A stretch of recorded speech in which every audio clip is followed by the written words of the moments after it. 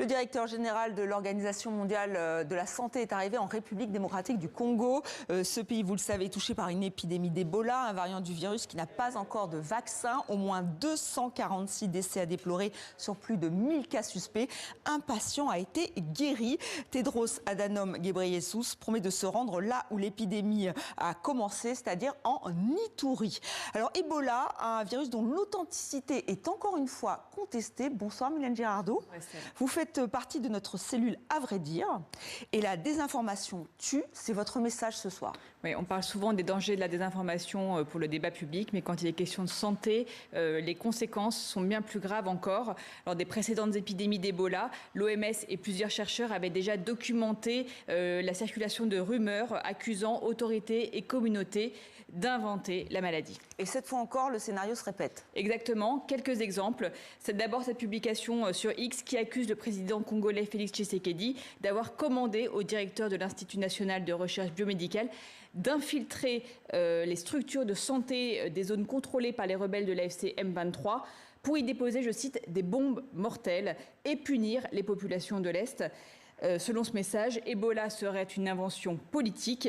Or, c'est bien entendu complètement faux. En revanche, les conséquences, elles, sont bien réelles. Oui, la semaine dernière, un centre de santé a été incendié en Ituri après des heurts avec des familles qui voulaient, on comprend bien, récupérer les corps de leurs proches pour les enterrer. Malheureusement, il y a de très grands risques d'attraper le virus lorsqu'on enterre ou lorsqu'on touche les victimes avant de les enterrer.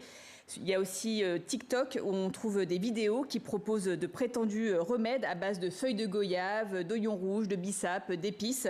Et ces recettes, bien entendu, ne soignent rien du tout. Elles peuvent parfois soulager un symptôme et du coup, retarder l'arrivée du malade au centre de santé, augmenter le risque de transmission du virus à sa famille et donc favoriser la propagation de l'épidémie. Et on le rappelle, Mylène, aucun traitement n'a pour l'heure été approuvé par la communauté scientifique pour guérir ce variant d'Ebola. Oui, en 2012, cette souche Bundibugyo avait été maîtrisée uniquement grâce au confinement des malades, la protection du personnel soignant et des précautions justement pendant les enterrements. Les recherches continuent pour trouver un vaccin et un traitement. Et puis, il y a aussi des croyances traditionnelles qui entrent en jeu. On écoute Ange Kassongo, elle est journaliste en RDC et fondatrice de Baloba Kitchek. Vous savez, dans nos communautés, la mort est rarement perçue comme un fait naturel, surtout lorsque ça touche un jeune.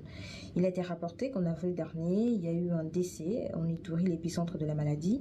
Les proches de la personne décédée ont été en contact avec le corps. On s'en est suivi des contaminations des maladies et une série des morts. Sauf que personne n'a rien dit parce que tout le monde était convaincu que la personne décédée était en colère parce que lors des funérailles, son corps était tombé, le cercueil était tombé. Et donc c'est cette série de mythes et des rumeurs qui bloquent la lutte contre Ebola. Alors, pour conclure, je vous invite à consulter l'excellent travail de l'équipe de Baloba Kitchek en RDC sur lequel je me suis appuyée pour ce travail, pour cette chronique. Merci Mylène.